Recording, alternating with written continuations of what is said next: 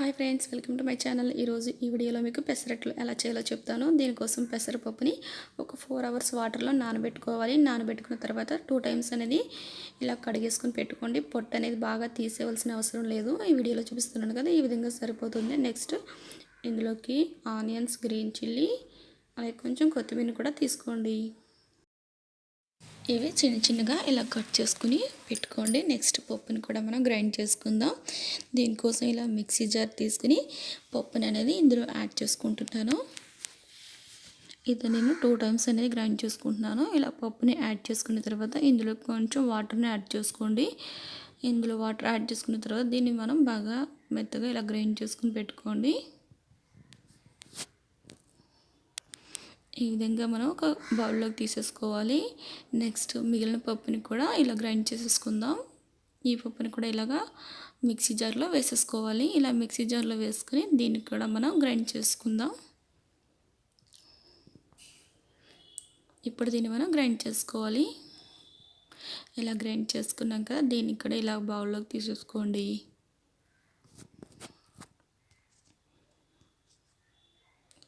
ఇందులో కొంచెం వాటర్ అనేది యాడ్ చేసుకోవాలి. మిక్సీ జార్లో కొంచెం పప్పు అనేది ఉంది కదా, అందుకని అందులో కొంచెం వాటర్ యాడ్ చేసి ఇందులోకి వేసుకున్నాను. నెక్స్ట్ ఇందులోకి రుచికి సరిపడా సాల్ట్ని కూడా యాడ్ చేసుకోండి. సాల్ట్ యాడ్ చేసుకున్న తర్వాత ఈ పిండి అంతా కలిసే విధంగా వేసుకోవాలి. మనకి బ్యాటర్ అనేది ఈ విధంగా ఉండాలి.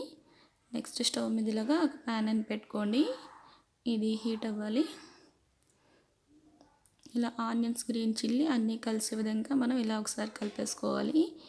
నెక్స్ట్ మనం పెసరట్టుని కూడా వేసేసుకుందాం. పెసరట్టు చాలా చక్కగా చాలా బాగా వస్తుంది కదా. మీరు కావాలంటే ఇందులోకి అల్లాన్ని కూడా యాడ్ చేసుకోవచ్చు. నెక్స్ట్ ఇందులోకి ఆనియన్స్, గ్రీన్ చిల్లీ, కొత్తిమీరని కూడా యాడ్ చేసేసుకోవాలి. ఇలా యాడ్ చేసుకుని దీంట్లో కొంచెం ఆయిల్ని యాడ్ చేసుకోవాలి.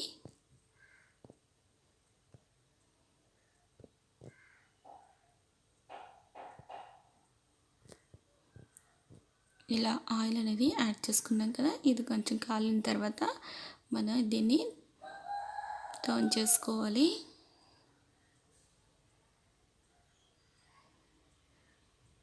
ఇలా ఒక 2 మినిట్స్ మనం కుక్ చేసుకోవాలి.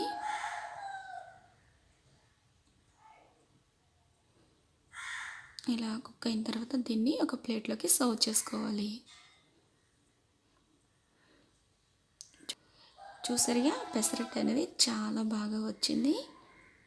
ఈ విధంగా పెసరట్టు అనేది మనకి రెడీ అయిపోయింది. చాలా టేస్టీగా ఉంటుంది. దీంట్లోకి నేను అల్లం చట్నీ వేసుకొని తింటున్నాను. మిగతా పెసరట్లను కూడా నేను ఇలా వేసేసుకుంటున్నాను.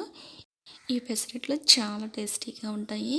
అల్లం చట్నీతో తింటే చాలా బాగుంటాయి. ఇందులోకి మీరు కావాలంటే జింజర్ని కూడా యాడ్ చేసుకుంటే ఇంకా టేస్టీగా ఉంటాయి.